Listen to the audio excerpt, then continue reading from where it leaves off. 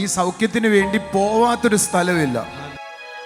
രാത്രി 1:45 ആംബുലൻസ് വിളിച്ച് ആശുപത്രി കൊണ്ടുപോയി. വസ്ത്രങ്ങളൊന്നും മാറ്റാൻ ഒന്നിനും കഴിയില്ലായിരുന്നു. ഞാൻ ഇങ്ങനെ വെക്കാൻ വരുവോ? അമ്മ തുടർന്ന് വയ്ക്കത്തില്ല, കാരണം അത്ര വേദന അമ്മയ്ക്ക്. അപ്പച്ചാ, ഈ അമ്മയുടെ കാൽസ്യം ഡിപ്പോസിറ്റ് മാറട്ടെ.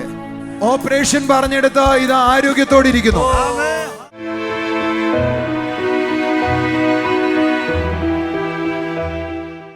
ബ്രദറെ, ഡോക്ടർമാർ സർജറി പറഞ്ഞെടുത്ത് കർത്താവ് ആന്റിക്ക് നൽകിയ അത്ഭുത വിടുതൽ പറയാനാണ് നമ്മുടെ മുമ്പിൽ നിൽക്കുന്നത്. അവസാനത്തെ കൈ വന്നയാളാണ്. ബാക്കി പറ, ഞാൻ ബാക്കി പറഞ്ഞോളാം. ഈ ആന്റിയുടെ പേര് വൃന്ദകുമാരി എന്നാണ്. പാച്ചല്ലൂർ എന്ന സ്ഥലത്ത് നിന്ന് വരുന്നു. നിങ്ങൾ ആരെങ്കിലും അമ്മയ്ക്ക് വേണ്ടി പ്രാർത്ഥിക്കുമ്പോൾ എന്റെ അടുക്കൽ ഉണ്ടായിരുന്നു? ആരെങ്കിലും ഉണ്ടായിരുന്നവരെന്ന് കരയുയർത്തി കാണിക്കാവൂ. ഓക്കെ, പറഞ്ഞേട്ടെ, ബാക്കി പറ. ഒരാഴ്ചയായിട്ട് ആന്റിക്ക് വലത് കൈ ഷോൾഡർ പൊക്കാൻ പറ്റാത്ത അവസ്ഥയായിരുന്നു. വളരെയധികം വേദന ഉണ്ടായിരുന്നു. ജോലി ചെയ്യാൻ പറ്റത്തില്ല. ഈ വേദന കാരണം ഉറങ്ങാൻ പോലും പറ്റത്തില്ലായിരുന്നു. അങ്ങനെ ഹോസ്പിറ്റലിൽ കാണിച്ചു. ഷോൾഡറിൽ കാൽസ്യം ഡിപ്പോസിറ്റ് ആയിട്ടുണ്ട്.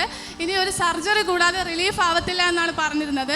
ആൻറ്റി പറയുന്നത് 3-4 ദിവസം ഒരേ നൈറ്റി ഇട്ടാണ് ആൻറ്റി കിടന്നിരുന്നത്. ഡ്രസ്സ് മാറാൻ പോലും പറ്റാത്ത അവസ്ഥയായിരുന്നു. എന്നാൽ കഴിഞ്ഞ സൺഡേ ചർച്ചിൽ വന്നു. അന്ന് ബ്രദർ പ്രാർത്ഥിച്ചതിന് ശേഷം ഇപ്പോൾ ഷോൾഡറിലെ പെയിൻ മാറി. കൂടാതെ സ്വന്തമായി ഡ്രസ്സ് മാറ്റാൻ പറ്റും. 3 ദിവസം കഴിഞ്ഞപ്പോൾ ആൻറ്റി ജോലിക്ക് പോയി തുടങ്ങി എന്നാണ് പറയുന്നത്. ഇത് നമ്മുടെ ചർച്ചയിൽ വരുന്ന ഒരു മോള്, ഇദ്ദേഹത്തിന്റെ മോള് നമ്മുടെ ചർച്ചയിൽ വരുന്ന ആ മോളൊന്ന് എഴുന്നേറ്റ് നോക്കാം. മോളെന്തി? ഇനി അമ്മ ഈ സൗഖ്യത്തിന് വേണ്ടി പോവാത്തൊരു സ്ഥലമില്ല. ഷോർട്ട് കട്ട് ഞാൻ അങ്ങ് പറയുക, പോകാത്തൊരു സ്ഥലമില്ല. ഒരിടത്തും പരിപാടി സൗഖ്യം ആകില്ല എന്ന് കണ്ടപ്പോഴാണ് അമ്മ ഹോസ്പിറ്റലിൽ പോയത്. ഇത്ര വിശദീകരിച്ചാൽ പോരെ? ആ പോയെടുത്തുനിന്നുള്ള എല്ലാ കെട്ടും പാടങ്ങളും കൊണ്ട് ചേർത്ത കഴിഞ്ഞ ആഴ്ച ഇവിടെ വന്നിട്ടുണ്ടായിരുന്നേ. ഞാൻ ആ കെട്ടും പാണ്ടമൊക്കെ എടുത്ത് കളഞ്ഞു. ഞാൻ അമ്മയോട് ചോദിച്ചു, അമ്മ സൗഖ്യമാക്കുമെന്ന് വിശ്വസിക്കുന്നു? ഞാൻ മോള് ഇവിടെ വരുന്നോണ്ട് വന്നാന്ന് എന്നോട് പറഞ്ഞു. പക്ഷെ കർത്താവ് കാരുണ്യവാനായിരുന്നു. അമ്മയ്ക്ക് ഒരു പരിപൂർണ സൗഖ്യം കൊടുത്തു. ഓപ്പറേഷൻ പറഞ്ഞെടുത്ത ഇത് ആരോഗ്യത്തോടെ ഇരിക്കുന്നു. മോളൊന്ന് വരാമോ? മോളൊന്ന് വരാമോ? ഇതൊന്നും ആ മോളൊന്ന് പറഞ്ഞ് കേൾക്കേണ്ടത് ആവശ്യം. ഭയങ്കര കാര്യമോ, കൊച്ചു കാര്യമല്ല. നിങ്ങൾ വിചാരിക്കുന്ന പോലെ ഒന്നുമില്ല. നിങ്ങൾ ആ വീഡിയോ യൂട്യൂബിൽ വരുമ്പോൾ നിങ്ങൾ കണ്ടോണം. അമ്മ ഇങ്ങനെ ആക്കത്തില്ല. ഇങ്ങനെ ആക്കുമ്പോൾ നിലവിളിക്കും കരയൊക്കെ ചെയ്യും. കണ്ട സഹിക്കാനൊക്കത്തില്ല.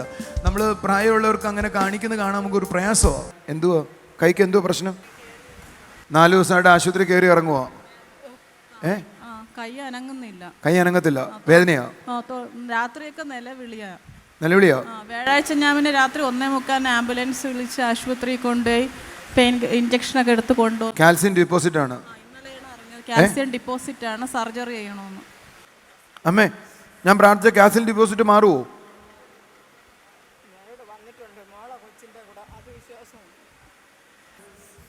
ഞാൻ പിടിച്ചോളാം അമ്മേ.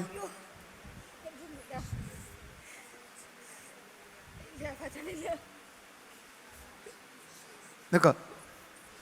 അപ്പച്ചാ, ഈ അമ്മയുടെ കാൽസ്യം ഡിപ്പോസിറ്റ് മാറട്ടെ. ഈ കൈകളിലുള്ള കാൽസ്യം ഡിപ്പോസിറ്റ് മാറട്ടെ. ഈ കൈകളിലുള്ള കാൽസ്യം ഡിപ്പോസിറ്റ് മാറട്ടെ. Now the name of Jesus. ചെയ്യ്.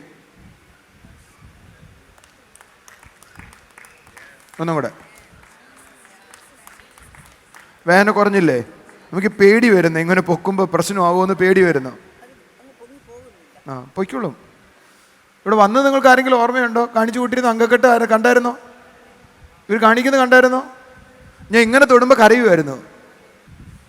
എനിക്കൊരു ഉമ്മ വന്നേ നോക്കട്ടെ. ചെറിയൊരു നാണക്കേടൊക്കെ ഉണ്ട്. പോ. അമ്മയുടെ വേദന എത്രത്തോളം സിവിയർ ആയിരുന്നു എന്ന് ഇവരോടൊന്ന് പറഞ്ഞേ. ആളുകൾ ഇത് കാണട്ടെ. യേശു സൗഖ്യമാക്കുന്ന ആളാണ്. ആളുകൾ കേൾക്കട്ടെ. അമ്മയ്ക്ക് എത്രത്തോളം സിവിയർ ആയിരുന്നു വേദന എന്ന് പറഞ്ഞേ. നല്ല സുഖമുണ്ട്. ഇപ്പത്തെ അല്ല, വേദന എത്രത്തോളം വലുതായിരുന്നു അത് പറ. അതിനെ എനിക്ക് ഉറങ്ങാൻ വയ്യ, ഇരിക്കാനും കിടക്കാനോ ഒന്നിനും, ആഹാരം പോലും കഴിക്കാൻ പറ്റൂലായിരുന്നു. തുണി വസ്ത്രങ്ങളൊന്നും മാറ്റാൻ ഒന്നിനും കഴിയില്ലായിരുന്നു. മോള് പറഞ്ഞേ അമ്മയുടെ വേദനയുടെ തീവ്രത. ഈ തീവ്രത കണ്ട ആളാണ് ഞങ്ങൾ, അതുകൊണ്ടായി പറയുന്നത് കേട്ടോ. പറ. കൈ പൊക്കാൻ പറ്റില്ല, ഉറങ്ങാൻ പറ്റില്ല, അത്ര നിലവിളിയാണ്. അപ്പോൾ വിളി കൂടി ഞാൻ രാത്രി തന്നെ 1:30 ആയപ്പോൾ ആംബുലൻസ് വിളിച്ച് ആശുപത്രി കൊണ്ടുപോയി. വണ്ടിയൊന്നും കിട്ടിയില്ല.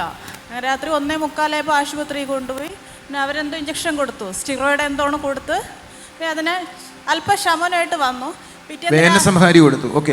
പിറ്റേന്ന് രാവിലെയും വന്നു വിളി തുടങ്ങി. പിന്നെ ആശുപത്രി കൊണ്ടുപോയി അവർ ഗ്യാസിൻ്റെ ഒന്നും മരുന്നും കൊടുത്ത് വിട്ടു. നമ്മളും വിചാരിച്ച് ഗ്യാസ് ആയിരിക്കും.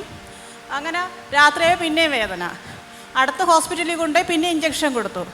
പിന്നെ ഡോക്ടർ പറഞ്ഞു ഇനി നമുക്ക് എക്സ്റേ എടുത്തിട്ട് മെഡിക്കൽ കോളേജിലെ ഫിസിയോതെറാപ്പിയിലൂടെയും കാണിക്കാൻ പറഞ്ഞു. അങ്ങനെ അടുത്ത ശനിയാഴ്ച ഞാൻ 2 ദിവസം കൂടെ നോക്കാം ടാബ്ലറ്റ് കഴിച്ചിട്ട്. ശനിയാഴ്ച ആയപ്പോൾ പിന്നെയും വേദന. അപ്പോൾ എക്സ്റേ എടുക്കാൻ വേണ്ടി ഹോസ്പിറ്റലിൽ കൊണ്ടുപോയി ഓർത്തോയിൽ കാണിച്ചപ്പോൾ ഡോക്ടർ എന്നോട് പറഞ്ഞ്, ഞാനും അമ്മയാണ് പോയത്, പുരുഷന്മാരാരും വന്നിട്ടില്ലേ, അഡ്മിറ്റ് ചെയ്യാം, ഓപ്പറേഷൻ സർജറി ചെയ്യണമെന്ന് പറഞ്ഞ്. അത്ര സിവിയർ ആയിരുന്നു കാൽസ്യം ഡിപ്പോസിറ്റ്. കാൽസ്യം ഡിപ്പോസിറ്റ് ആണ്, ഇതിന് സർജറി ചെയ്യണം. ഉറങ്ങയില്ല, അവർ വലത് ഭാഗത്തോട്ട് ആർക്കും തൊടാൻ പോലും പറ്റും. ഞാൻ അമ്മയുടെ അടുക്ക് കൈ വെക്കാൻ ചെല്ലുവോ, ഇങ്ങനെ ഇത് വലിച്ചോണ്ട് പോയി, എന്നെ തൊടാൻ സമ്മതിച്ചില്ല ആദ്യം. അങ്ങനെയല്ലായിരുന്നു. ഞാൻ ഇങ്ങനെ വെക്കാൻ വരുവോ, അമ്മ തൊടാൻ സമ്മതിക്കത്തില്ല, കാരണം അത്ര വേദനയാ അമ്മയ്ക്ക്. ആ വീഡിയോ കാണുമ്പോൾ നിങ്ങൾക്കത് മനസ്സിലാവും. കർത്താവ് കൊടുത്ത സൗഖ്യം ഭയങ്കര വലുതാ. യേശു ചെയ്ത അനുഗ്രഹത്തിന് നമുക്ക് നന്ദി പറയാം. സന്തോഷമായിട്ട് പോയാട്ടെ.